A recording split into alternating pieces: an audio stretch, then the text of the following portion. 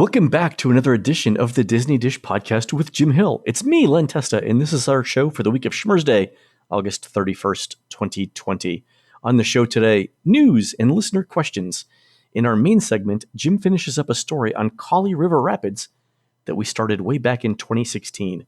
Let's get started by bringing in the man who says that pie is a real-time pie chart showing how much pie is left. It's Mr. Jim Hill. Jim, how's it going? Oh, you had to bring up pie. Okay. I missed breakfast today. I'm so hungry. All right. The thing is, I am the pie maker of the Hill family, especially when it comes to the big holidays like Thanksgiving and Christmas. So my parents actually have in the corner of their yard, they have a high bush blueberry bush and a low bush blueberry bush. So because I'm the pie master, I'm also the one who has to pick the berries.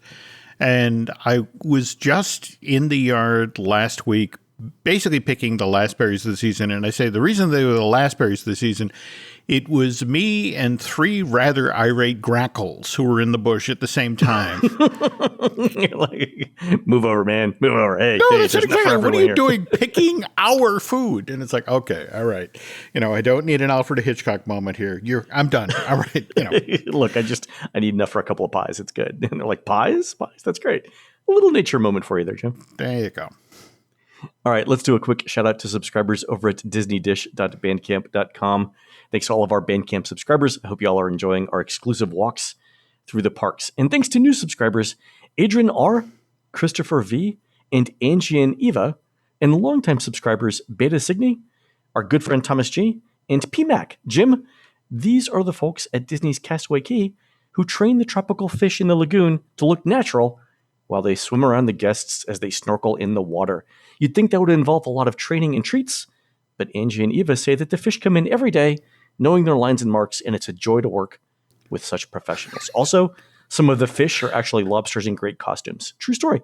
I want to be there for that day of training. It's no. The swim more casually, okay? No. Don't look them. Don't look at them when you're swimming. Look straight ahead. Yeah. I mentioned the Castaway Cay thing because I'm ready to go on a cruise. I'm so ready to go on a cruise, and I think Disney might actually do something in late November or December. They keep pushing everything back, but I'd be surprised if there wasn't a Thanksgiving cruise at this point. We'll see. Okay. All right. And speaking of that, Jim, let's do the news. Folks, the Disney Dish News is brought to you by Storybook Destinations, trusted travel partner of the Disney Dish podcast. For a worry-free travel experience every time, book online at storybookdestinations.com. All right, Jim, Disney released park hours through November 7th, which shows all four parks still on reduced hours. So the Magic Kingdom is 9 to 7. The Studios is from 10 to 7, and those are an hour shorter than summer. And Epcot and Animal Kingdom are 2 hours shorter, 11 to 7 for Epcot and 9 to 5 for Animal Kingdom. But Jim, I note that November 7th, which is the last date on which we have park hours, is one day before November 8th.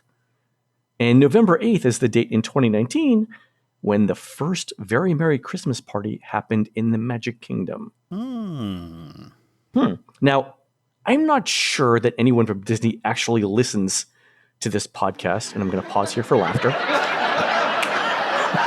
But I think Disney and Universal have done things well enough since the reopening June that we can at least have a conversation about what a capacity-limited hard-ticket Christmas party event might look like in the parks. Speaking of which, though, did you see Governor DeSantis did a theme park roundtable earlier this week? And he said? He praised both Disney and Universal for the way they'd opened and all the precautions they put in place and the fact they brought so many employees back into work and wanted to see this continue. So, yeah, this is kind of tracking exactly along the ways you're thinking here.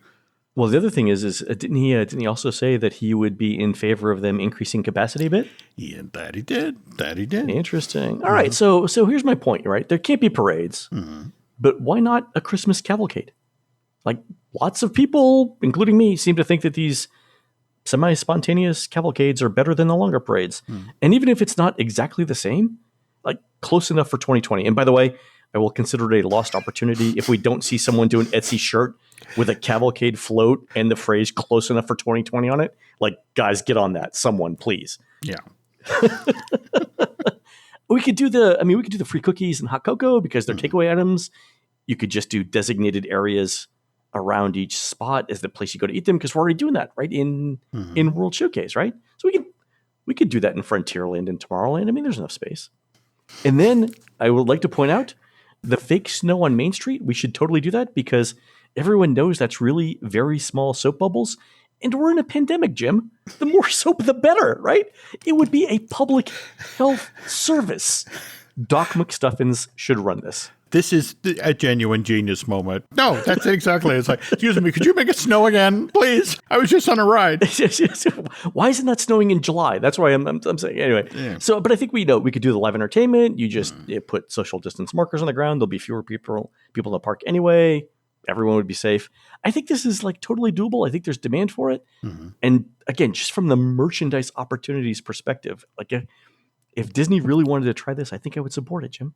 I think you have hit up on something significant there with the dates we have. And now it's just watching and seeing what gets announced for November 8th. So maybe not early November, but like, again, if they wanted to do like 10 of them, starting in middle of November, they'll probably skip the week of Thanksgiving because crowds, or maybe not, who knows? They could always move the Magic Kingdom hours to, 8 to 5, 8 to 4, whatever. Get everybody out of the park, start the Christmas party at 6 or whatever, and then have it done by 11, right? I mean, it's totally doable. Anyway. Okay.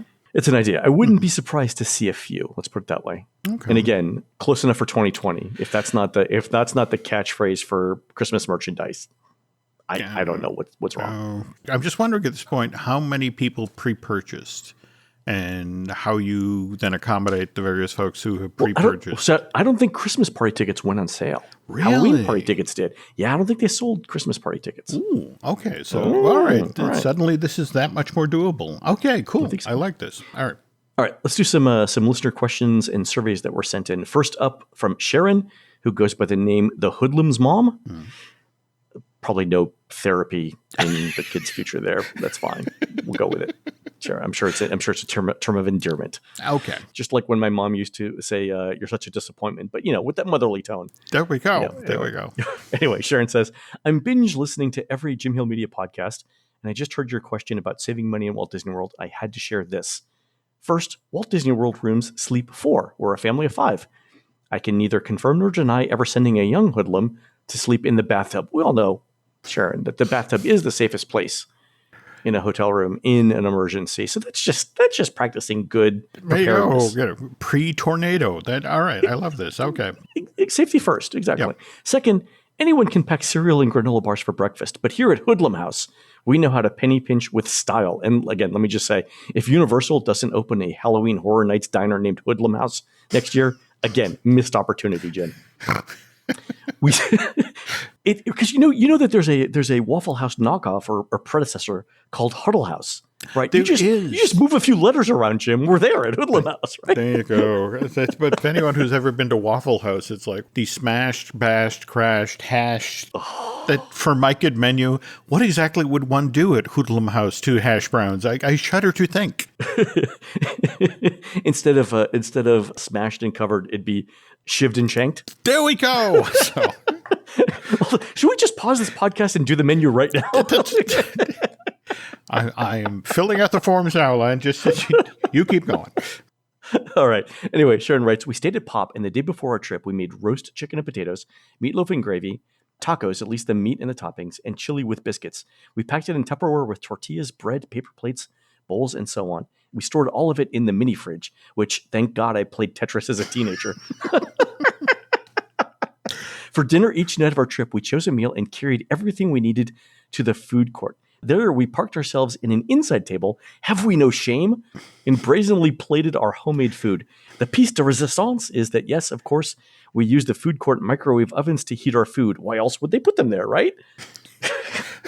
I'm loving the stories, the camaraderie, and the deep dives in the Disney destinations. Please keep them coming. Warmest regards, Sharon. First of all, that menu sounds delightful, and I think we should all go to Sharon's house for dinner. Sharon, you wouldn't happen to have a hibachi that traveled to Disney Springs, Disney Springs. I'm just asking. Don't give her ideas, Jim. Don't give her ideas. Okay. All right. So. This reminds me of the time that our statistician, Steve Bloom, carried an entire Thanksgiving dinner complete with pilgrim outfits into the Magic Kingdom and ate it on the second floor of the Main Street train station with a complete view of the castle in the background. There were photos online. You should go look at it. Wow. With candelabra, I might add, because you got to keep it classy when you're there. We went to the Leaky Cauldron, and they had just introduced a holiday feast meal. And go ahead. I'm doing my job, so it's like, we'd like to order the holiday feast meal, and then the server goes wide-eyed and hang on, and brings over a manager. And, sir, we'll be happy. You'll be the first customer to order this, and we're happy to bring it to you. You do understand. Is it just you and Nancy? It's just me and Nancy. But it's for 4, all right? And so, Okay. And eventually, they bring over this giant spread, and it's all lovely, and it's all delicious. But yes, there's food for 4, and we can't finish it. And so I asked, do you have any takeaway containers? And it's like, well, no, we don't, but we can go get them. And now we're carrying all of this food around with us inside of Diagon Alley. And it was sort of like, go to a store, ask politely, they give us a bag to put it in. And then that became our central meal for our drive back up the eastern seaboard. And by the time we got back, it was like, I have had enough turkey. For the holiday meal going forward, I'm just going to be sticking with the plate of Little Mints.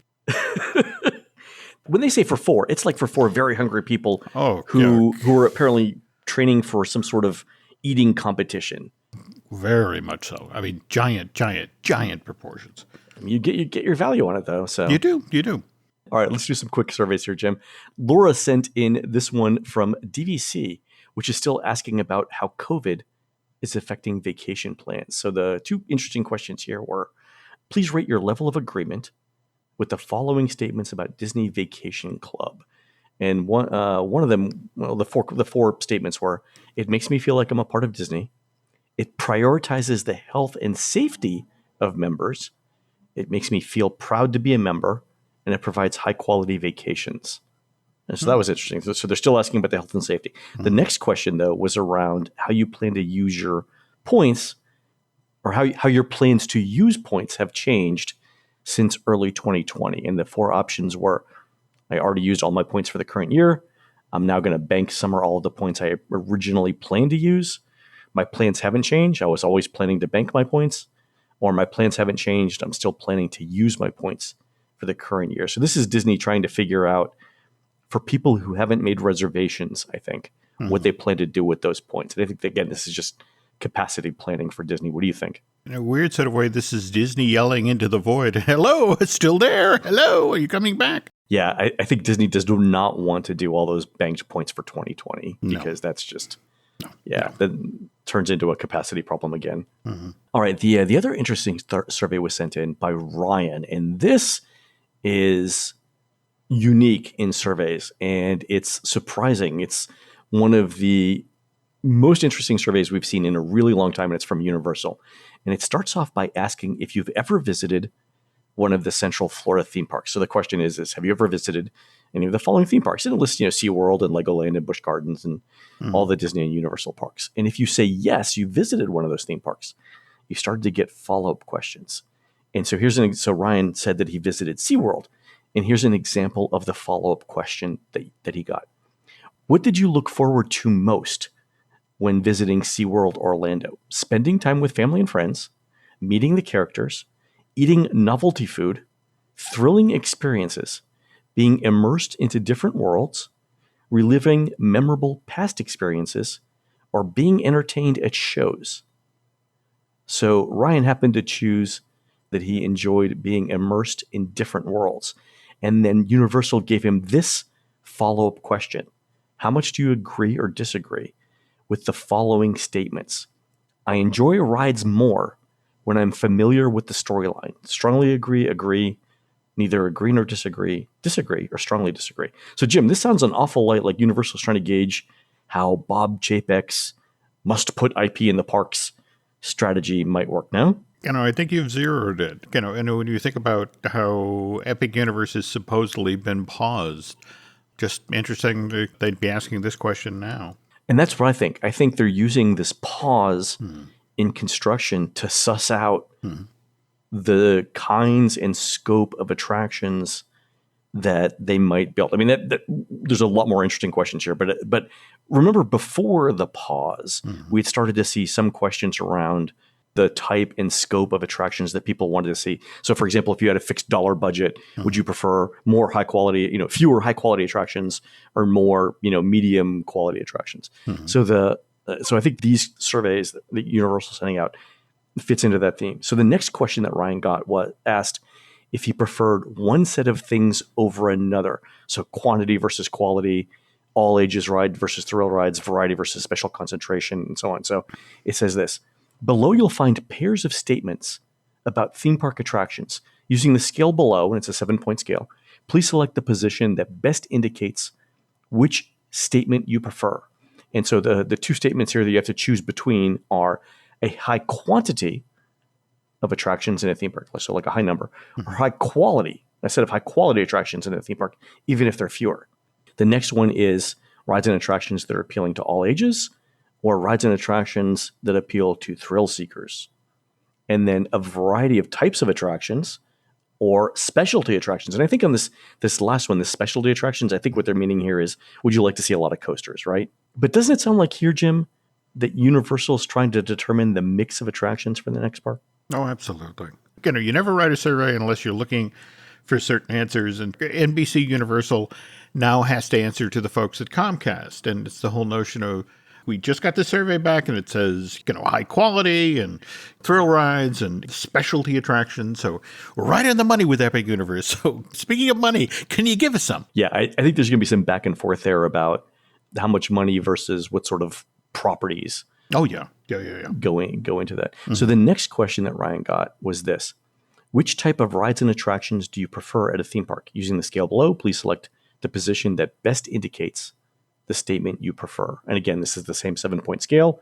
And the two choices were high-speed thrilling rides and attractions or immersive scenic rides and attractions. So that's interesting. The other one is rides and attractions that used enhanced simulation technology or rides and attractions that use physical scenic sets and props. So we all know Universal, let me pause here. We all know that Universal is, in their parks, leans more heavily on screen-based attractions than does Disney. And again, that's probably because of space, right? Yep. So here, though, they're actually asking what people would prefer. So, Jim, what is it, like 600 or 700 acres that Universal has? The problem is that the physical side of the park is only 100 to 150 acres. Then you have to factor in that hotel that's at the very back of the park and its parking lot coupled with back of the house. So yeah, 600 to 800 is about the ballpark. Because again, they're holding some stuff back for future development. Okay. But I think they're trying to figure out the trade-off there between, again, well, I mean, it's obvious, right? They're asking the question, screens versus physical sets. So the next option there was, do you prefer rides and attractions that use physical environmental effects like air, fire, and water, or rides and attractions that use visual effects like holograms, virtual reality, or augmented reality? And that's really interesting because you could do more with those technologies, right? You can update them. Right. It's very hard to update a physical element in an effect, but it's easier to do that. On the other hand, again, Universal's got this sort of reputation for using screens for things. And I wonder how much of that would play into it. Also, VR and augmented reality are still so new that the technology is going to change every 2 years. Yeah. Right. I mean, just think about how we've gone from regular definition television to high def to 4K to now 5 or 8K. Right. I mean, and so while you can change the film or the visual effects that you show, the underlying projection technology is you're going to have to maintain that constantly. So that's super interesting. I agree. The next question was open-ended, and it was about the best theme park rides you've ever experienced. So the question is literally, what are the three best rides you've ever experienced, and what is it about these specific rides that make it the best? And Universal says this could be at any theme park you've ever visited. So, Jim, I love the fact that they're asking you to name your three best rides, but why are they asking what makes it the best ride? It's a free-form text field, so that means someone's actually got to read this. Yeah, but if we look at the questions that preceded this, they're asking about Quantity versus quality, physical sets versus projection. Now this is where the rubber hits the road. Okay. All right. So name a specific attraction and what it was that made you love that attraction. I'm more intrigued by the follow-up question here. The follow-up question, of course, they just asked you about, your favorite attractions or the best attractions. The next question is, now we'd like to learn what you think are the 3 worst attractions you've ever experienced. Don't worry, you won't hurt our feelings if one of these rides is in our park. And what about these specific rides make it the worst? And I love that they're asking about the worst rides. So, Jim, why are they asking about worst rides? Is this where we can talk freely about Fast and Furious Supercharged? Hold on. Let me lower the cone of safety here while we Okay. While we talk. All right, go ahead. It's down. Go ahead. This attraction is 2 years, if that. Few years old. Yeah. And they shut down Disaster. I mean, they spent a lot of money to retool a pre-existing attraction, physical plant within the park. And the fact that just recently, when they announced that they were going to keep marquee attractions open, but they were going to do things like shut down Kang and Kodos Spinner and like Storm Spinner over at basically Dumbo in the Mad Tea Party. They're the Disney equivalents of what they're going to close down. But that's the thing. They closed down small little rides with low capacity. And Dr. Doom's Freefall. And Fast and Furious Supercharged, which tells you right off the bat what the guest surveys say about that attraction. And this is a huge franchise for Universal. It's a huge franchise, and it occupies a huge chunk of very valuable real estate literally in the middle of the park. Yeah. So that was such a colossal misfire. Where, on the other hand, think about the loving terms that you just described, the Bourne Stuntacular. And can you name the last Bourne movie? Jason Bourne Goes to the Grocery Store? There we go. All right. He got it in one, folks. You were still entertained by the show without really being plugged into the films. We're fast. I saw the first one. Mm-hmm. Yeah. Back when Matt Damon was barely bothering Jimmy Kimmel. I know. He was just out of puberty, I think, when he did that first one. Yeah. Stop or I'll shoot. Meanwhile, Fast and Furious, they just finished shooting 2 of them back to back. And 9 drops this summer, if the theaters are open in 2021. And then the 10th one is 2022. And this is a huge IP for the company. And the fact that they shut it down, they pulled the plug, that's not a good story. No. It starts and ends for me with the ride experience, which is just not memorable in any way. For me, the absolute best part of the entire ride experience is, have you seen in the pre-show, they actually have live actors in the pre-show, you're pretending to talk with the characters. And right before you board in the last pre-show scene, there's a team member who does sort of like a Jungle Cruise skipper talking back to the pre-filmed video clips of Fast. That's, to me, is the funniest part and the best part of the entire experience. Well, yeah, when you're doing that 150, 200 times a day, you get it down to a science of what smart-ass comment can I just slide in and here? They do. And the timing is impeccable. Oh, yeah. It's actually the funniest part and the best part of the entire experience. It's almost like Mystery Science Theater 3000. Very for much pre-show. So. I mean, it is actually that. And I would be like, I would just sit there and watch this kid talk for the next 30 minutes rather than go on the ride. Of anything out of this survey, I'd love to see the results of these 2 questions. Specifically, what is it about the worst ride? I would love to see that. Yeah. Yep. So if anyone from Universal happens to have access to some of that stuff, you know what the heck? We could just ask our own people, ask our listeners to just tweet us, tweet the Disney Dish podcast and tell us what your favorite ride and least favorite ride are and why. We'll have to keep it to, a couple hundred characters, but go ahead and do that. By the way, Jim, the last time I rode Fast and Furious, which was after the reopening, the thing that made the ride bearable was the fact that I was with a bunch of teenagers. So we're in 3 different groups of teenagers, but they all agreed that they were going to pretend as if the ride was real. So remember in the ride, you're basically going to a party when stuff happens during Fast and Furious. So the teenagers were like, okay, we're going to go to a party, and they were singing and dancing, like like waving their arms like they're going to the party.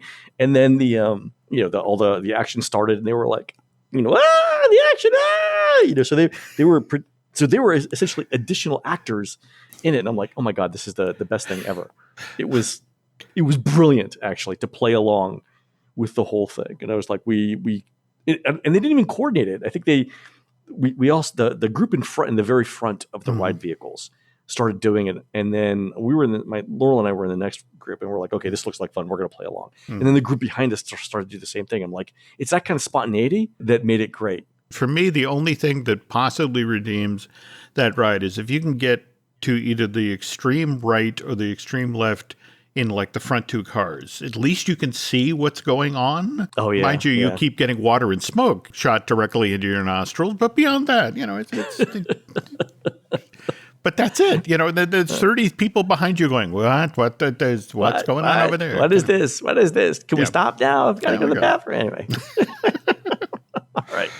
All right, folks, we're going to take a quick break. When we come back, Jim finishes up the history of Kali River Rapids that we started back on April 15th, 2016. We'll be right back. This episode is brought to you by LifeLock. It's Cybersecurity Awareness Month, and LifeLock has tips to protect your identity. Use strong passwords, set up multi-factor authentication, report phishing, and update the software on your devices. And for comprehensive identity protection, let LifeLock alert you to suspicious uses of your personal information. LifeLock also fixes identity theft, guaranteed or your money back. Stay smart, safe, and protected with a 30-day free trial at LifeLock.com/podcast. Terms apply. This podcast is brought to you by Carvana. Carvana lets you buy your next car on your terms. Explore a massive inventory online, filter for what matters, and find your perfect match. Then choose delivery to your home or pick it up at one of Carvana's iconic car vending machines. Every car also comes with a 7-day money-back guarantee, so you can make sure it's the right fit. Buy your car on Carvana. Delivery or pickup fees may apply. Limitations and exclusions may apply. See our 7-day return policy at Carvana.com. Carvana. Breathe deep. Imagine your legs more limber in Duluth Trading Double Flex Denim. Envision euphorically squatting for that can of suds, bending for your toolbox in a state of bliss, lunging for your laser level on a whole new level. Relax and allow the flex to fill you with ability. Find your inner flex in Double Flex Denim only at Duluth Trading. All right, Jim, way back in the middle of April 2016, we started telling our listeners about the history of the Animal Kingdom's Kali River Rapids ride. And then, I don't know if we got distracted that month by WrestleMania 32 or Drake dropping his song One Dance or what, but we never got around to finishing up that story. And we're going to do that now. So where did we leave off? We left off where Disney was making the decision to go ahead with Animal Kingdom. This park was in the works as early as 1990. When we saw those initial announcements for the Disney decade, they mentioned that they were considering building a fourth park in Florida. The key idea was that while it was going to be competition for, say, SeaWorld Orlando or Busch Gardens Tampa, remember the early catchphrase for Disney's Animal Kingdom, not a zoo, that vaguely African-sounding word that really parsed out to, look, this park is not a zoo. In this case, the way Disney was going to differentiate that was to do what the company does best. It was going to do storytelling. So this came into sharp focus with the two live animal exhibit areas of the park. And this is how, when they were focus grouping it, I was lucky enough to slide into one of the focus groups, actually two of the focus groups. That's how I got the recording, back in June of 93. And so when they described what was going to be built to the north of the park was our two main attractions, the Africa and Asia Safari. The Africa Safari was originally known as Journey to Gorilla Valley. And remember how very, very early on, that's how Pangani was described? It was Gorilla Falls Exploration Trail. Right. That was the original name of it. Yeah. Yeah. And then after about a year, they changed it to Pangani, the Pangani Valley, Pangani Village. I forget the exact name that it goes under now, but they found that there were a certain number of guests who were like, we don't want to see gorillas, and would opt out. So, but on the other hand, when you took the gorilla name out, they'd go and check out the other area. On the other hand, for Asia, the attraction was going to be called Tiger River Rapids. And they go on to describe that both safaris are outdoor adventures with real animals. And here's the important part, dealing with real issues. In Africa, we're exposed to the poaching of wild animals, while in Asia, we're dealing with deforestation. And when they were doing the soft opening of Animal Kingdom in the late winter, early spring of 98, they had the whole Big Red, the giant dead plastic elephant by the side of the road. Right. The idea of poaching elephants was sort of interwoven throughout the entire Kilimanjaro Safari's experience. And that was the ultimate visual aid. That was Bambi's mom. The whole idea was to nail home that there's a reason we have to want to save Little Red, because we can see the mama elephant off in the high grass, and it's clear that from what we can see, her tusks have been sawn off, and it's a horrible image. And remember, this was cast members and their friends that were doing the soft opening, and they were like, oh my God, that was terrible. We never got over that for the ride. And so by the time the park opened, April 22nd, 1998, Mama Elephant was off the savannah. In fact, she was backstage thrown behind one of the show buildings. And I remember talking with cast members working at the park because they were still staffing up. By the time they opened Asia in March of 99, they went from having 3,000 cast members assigned to the park to 4,000. And every one of them would have the same experience. Okay, I'm driving backstage. I'm going to park my car. And oh my God, there's a giant dead elephant by the side of the road. Does anyone else see this? What the hell happened? But the thing is that eventually people, because it was just there forever, they got blasé about it. Just the fact that, you want to go to Conservation Station? Okay, hang a right out here, take the perimeter road. When you see the big dead mama elephant, take your next right. It became a landmark. Yeah, so they softened the poaching storyline when they took a mom plastic elephant out of the savannah. Conversely, though, when it came to the deforestation thing, back to the focus group narration, the Asian safari, Tiger River Rapids, is completely different from the African safari. It's a river raft adventure. The Asia safari take guests upriver on a flexible river raft deep into the heart of the pristine rainforest. Exotic wildlife from Southeast Asia, leopards, orangutans, rhinoceroses, monkeys, and elephants live along the banks of the river amid towering trees and tumbling waterfalls. All right, so I'm going to pause there. So the original idea was that you would see animals? Absolutely, you would see animals. Not only that, but there's early concept art for when this park was known as Disney's Wild Animal Kingdom. And you can actually see the rectangular yellow rafts that were going to be used for this version of the attraction. And much like Kilimanjaro Safari, there was going to be an onboard cast member who would serve as the narrator, who would point out animals on either banks, but they'd also pilot the boat. And remember, and you saw the language there. You went upriver. You went against the current.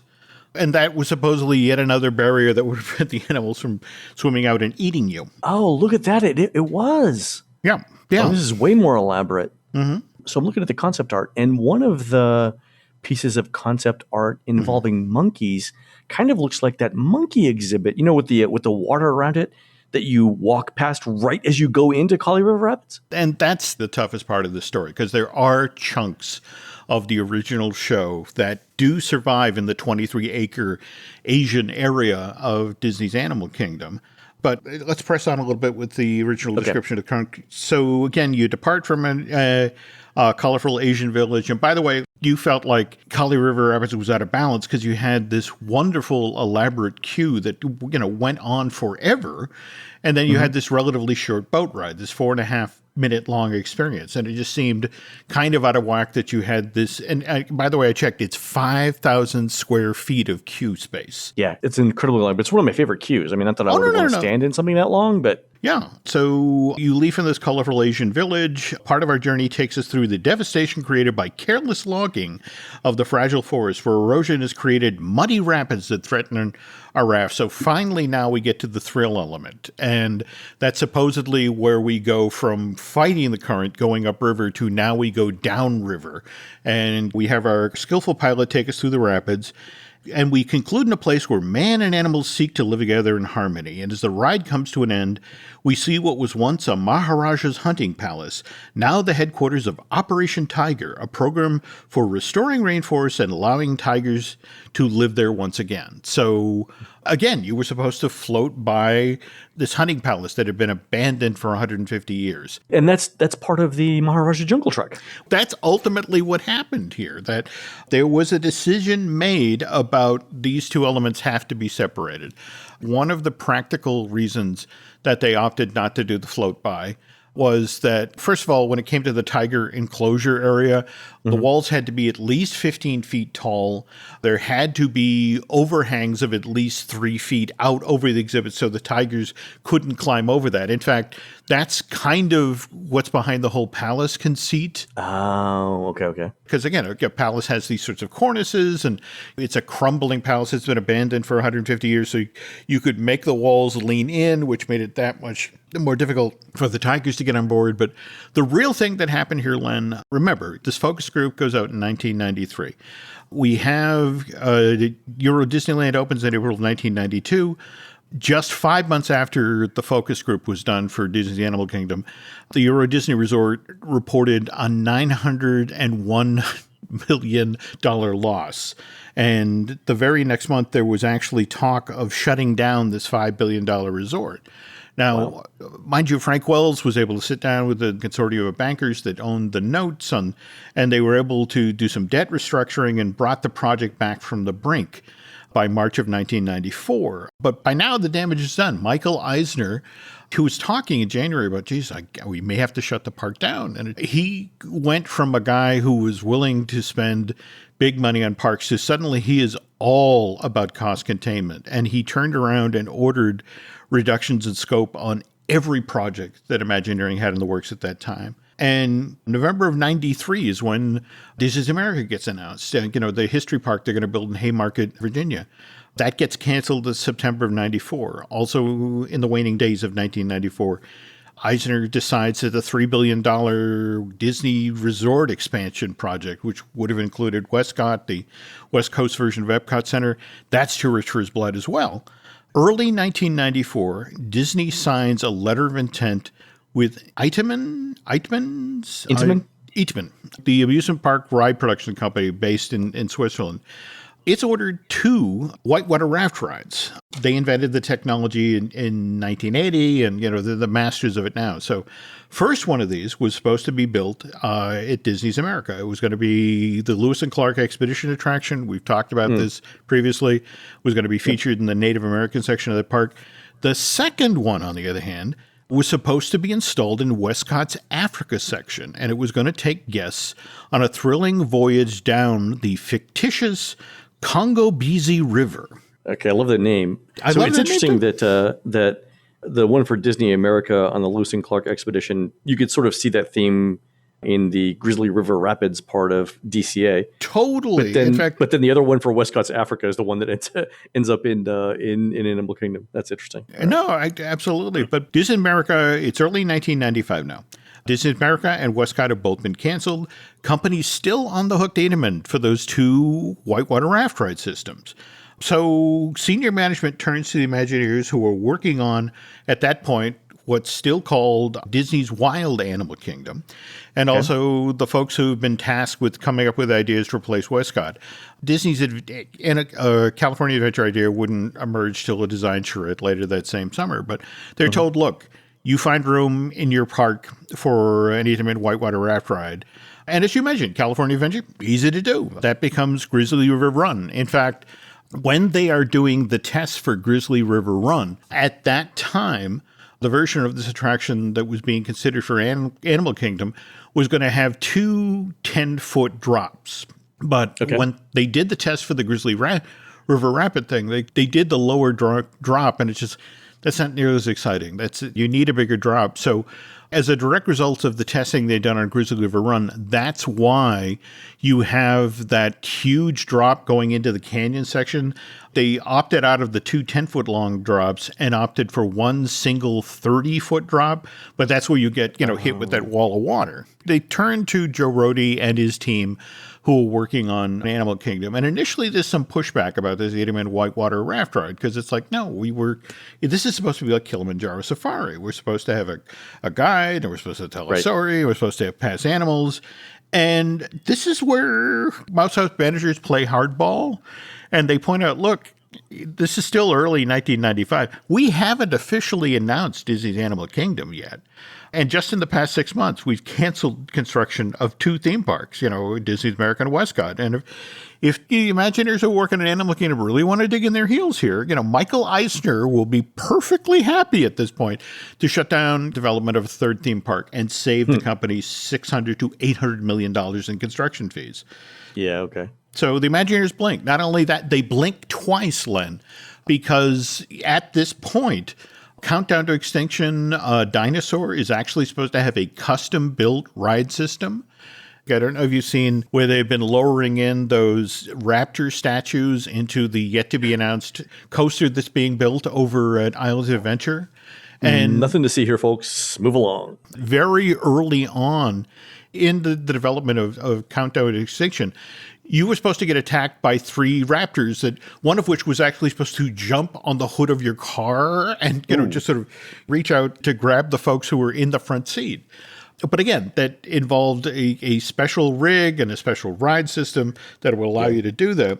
At this point, suddenly Disney is pushing back, and it's like, we need to shave $100 million off of the construction costs of Disney Animal Kingdom. And at that point, Indiana Jones Adventure had just opened in March of 95 at Disneyland Park. And the Imagineers were like, okay, I think we have a new ride system for our Time Rover. They went with that ride vehicle, and hell, they went through the same track outlay just again to save money.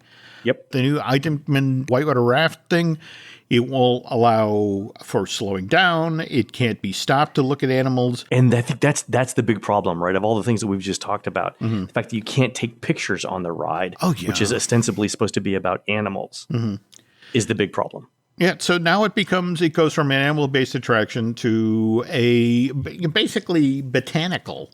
There is one tiger that the Imagineers did manage to slide into this thing. When you get to the top of that 90-foot long conveyor belt that takes you up to the first, they drop you in the river, there's a waterfall.